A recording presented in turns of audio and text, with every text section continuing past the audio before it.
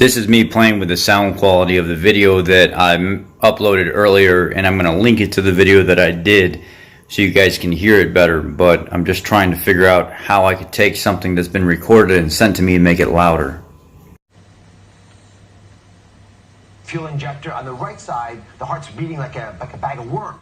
So I'm going to be a little bit more critical in this video than the last one I did. The last one's for the people that are driving to work or they don't have a lot of time and they just want to hear it, get it out.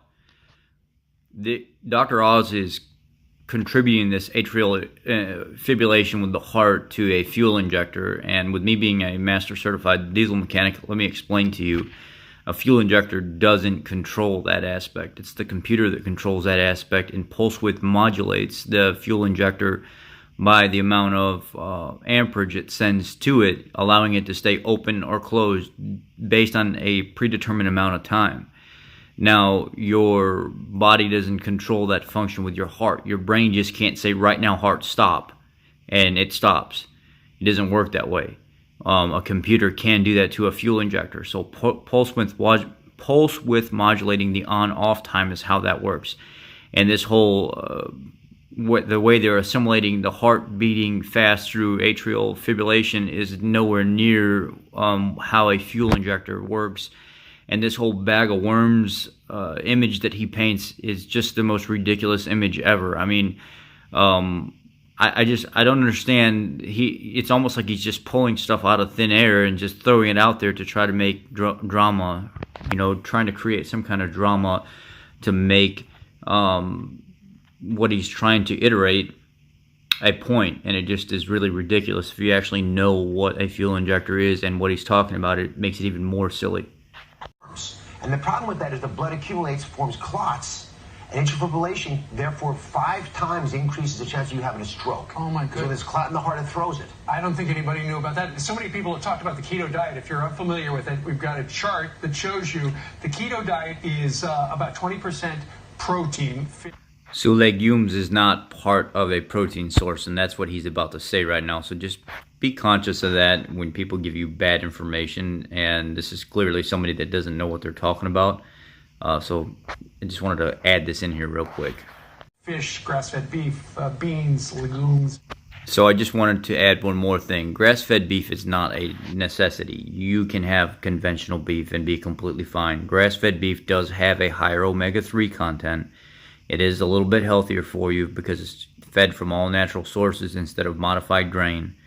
But do not stop doing keto because of some bad information like this. Conventional beef is fine. There's nothing wrong with that. Plenty of us do it, and we're doing great off of it. 75% healthy fats like avocados, coconut, stuff like that, and 5% carbs. It really limits the number of carbs. But Dr. Oz, you and I... If you quit consuming carbohydrates and sugar right now, your body would be completely fine. Whenever you go on a carnivorous diet, like me, I only eat animal products for the most part, my body produces enough glucose naturally to keep my organs happy. So your body goes through a process called gluconeogenesis. It's a demand-driven process where your body, your liver takes the glycerol backbone of fat and small protein sources and creates just enough sugar through that transition in the liver to supply enough glucose to the rest of your body when it needs it, and it has a natural way of doing that when your sugars drop too low. The issue that we have is a lot of people believe you need sugars and carbs to feed your body instead of letting it do its own natural thing. So just be very conscious of that. Your body can do it on its own. It does not need sugar and carbs. There are no essential carbs and sugar. You and I have talked about this. I was on the keto diet for a while, and I had a headache that would not ever go away. The headache that he's talking about is a natural response to not doing your homework, not consuming enough electrolytes and minerals through the process of transitioning into a ketogenic lifestyle. And what happens is your sugar drops, your carbs drop, everything that you put in your mouth that is creating that inflammation that's causing the problem. When you reduce it, your body has no reason to retain water. And when it flushes water and you start losing those initial pounds, it takes some potassium and sodium with it. So it's critical that you make up like a Ketorade drink, or you get an electrolyte drink with no sugar and stuff in it, and you consume that throughout your transitional period, and that will keep your electrolytes up. And you can minimize the effect of keto flu, if not stop it completely, by doing some homework and doing it the correct way. But these people are the people that know what they're talking about, right? That's why they're having these problems? No. they're not very bright. And then I wound up switching out of it. Well, there are a lot of folks who have a little bit of a malaise around it. You get very irritable. People are not... What are you talking about? You get it's not even hangry. You just can't deal with low insulin, low sugar levels. Your body needs more sugar. You don't need more sugar, and you don't need more insulin secretion. Whatever he's referencing right now is just something in response to what the media wants to hear. And in the rest of this video, you're going to see he's going to reference Weight Watchers and his friend Oprah Winfrey, and you're going to see that he's going to reference a vegan diet and stuff, which I'm not going to talk bad about, but a lot of us can't do all this fiber and stuff like that. So there's a lot of bad information in this video in general, and just remember where you get your sources of information from. Again, this is a test video because I want to see, I'm messing with my volumes to see if I get the volume correct when somebody sends me a video. So I do apologize that this is a second video to the first one I'm doing, and a little bit more critical in some areas, but I wanted to touch up on some things, so I appreciate you guys. Part of the reason we go for comfort food is it makes us feel good. Yeah. When you have zero of that stuff, you feel the opposite of good. And then the question becomes, well, is it okay long term? And because it's out there in such a big way, look at it. This is fascinating because it begs the issue why. It's not just about being in a bad mood. What is it about super low carb diets that might be dangerous? And here's the deal. When you get rid of all your carbs, you often get rid of some of the produce. Well, produce is really important for your gut. It feeds the right bacteria. Produce feeding your gut is not necessarily the smartest thing to say, because there are plenty of people out there that don't consume any produce at all. They only consume meat, and the whole theory behind needing a certain type of gut bacteria to flourish is very inaccurate. Many of us that don't consume produce at all go against what the doctors say, and we're very successful. So I would be thinking twice about what this guy is saying, because there's thousands and thousands of us that don't even do that kind of stuff, and we're completely fine. You don't need fiber and produce to have a healthy gut biome and colon. You can be completely fine without it. Probably even more efficient without it, and less byproduct to irritate things. It actually creates a calmness in your intestines, reduces inflammation. When you replace the carbs with fatty foods, the lard, butter, right, the unhealthy fats. A lot of ghee. So ghee, the host of the show that referenced it right there at the end, is a clarified butter.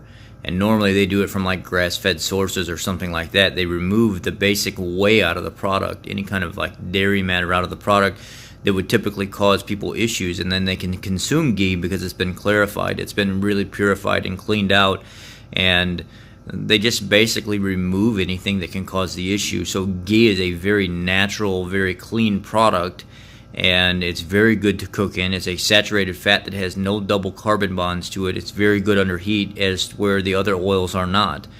If you're not using a saturated fat to cook with, you're not as stable, and it oxidizes at a faster rate, and it's not as shelf stable as saturated fat is, because saturated fat is very, very stable to cook with.